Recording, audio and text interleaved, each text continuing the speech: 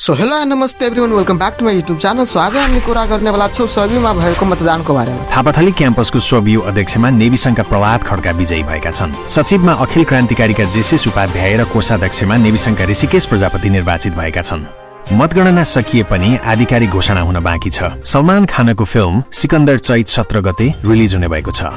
ईदको छेकोमा आउने यो फिल्मले नेपाली फिल्म डोर्जीलाई फाइदा पुग्ने देखिएको छ। सिकन्दरमा सलमानसँगै रश्मिका मन्दाना, काजल अग्रवाल र शर्मन जोशीको अभिनय रहनेछ। त्रिवीको 62 आङ्गी क्याम्पस मध्ये 38 वटामा मात्रै सोबियु चुनाव भएको छ। पाटन संयुक्त र पृथ्वीनारायण क्याम्पसमा चुनाव रोकिएको छ। पृथ्वीनारायणमा भोलि चुनाव हुने भएको छ भने पाटनमा सहमतिको प्रयास भइरहेको छ। परराष्ट्र मन्त्री आर्जु राणा देउवाले दिल्लीमा युक्रेनी विदेश मन्त्रीसँग भेट गरेकी छन्। उनले युक्रेनी सेनाद्वारा युद्धबन्दी बनाइएका 7 नेपालीलाई रिहा गर्न आग्रह गरिन्। नेपाल र युक्रेन बीच भिसा छुट सम्झौतामा हस्ताक्षर भएको छ। नेकपा माओवादी केन्द्रका अध्यक्ष प्रचण्डले राजावादीहरूलाई राजतन्त्र फर्काउने मूर्खता नगर्न चेतावनी दिएका छन्। यस्तो प्रयास गरे ठूलो मूल्य चुकाउनु पर्ने उनको भनाइ छ। अहिलेको बहसले जनतालाई चेतनशील बनाउने अवसर दिने उनले बताए। मोरङको धनपालथान गाउँपालिकामा भएको आगलागीमा एक बालिकाको मृत्यु भएको छ भने हराइरहेका भनिएका बालक सकुशल भेटिएका छन्।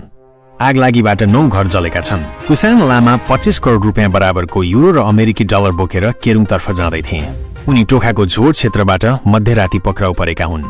उनी यसअघि सुन तस्करीमा समातिएर 2078 मा छुटेका थिए। मकवानपुरको मनहरीमा बसले स्कुटरलाई ठक्कर दिँदा भरतपुरका आकाश बरामुको मृत्यु भएको छ। दुर्घटनामा अर्का एकजना घाइते भएका छन्। सुन तस्करीमा 5 वर्ष जेल बसेर छुटेका कुसाङ लामा 25 करोड रुपियाँ सहित पक्राउ परेका छन्। उनलाई काठमाडौँको झोड क्षेत्रबाट ट्र्याकमा फल्स बटम बनाएर रकम लुकाएको अवस्थामा पक्राउ गरिएको हो।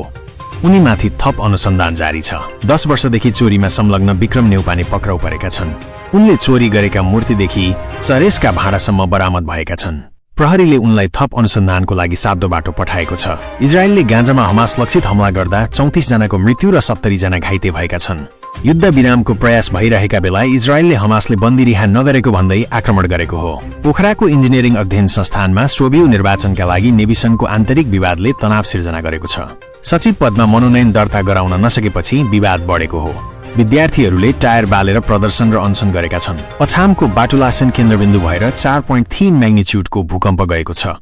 बिहान 6:30 बजे गएको भूकम्पले अछाम र आसपासका जिल्लामा धक्का महसुस भएको छ। क्षतिबारे जानकारी आउन बाँकी छ। तनहुँको ब्यास नगरपालिकामा विषालु च्याउ खाएर 10 जना बिरामी परेका थिए। उपचारको क्रममा 1 जनाको मृत्यु भएको छ भने अन्य 9 जनाको अवस्था खतरामुक्त रहेको छ।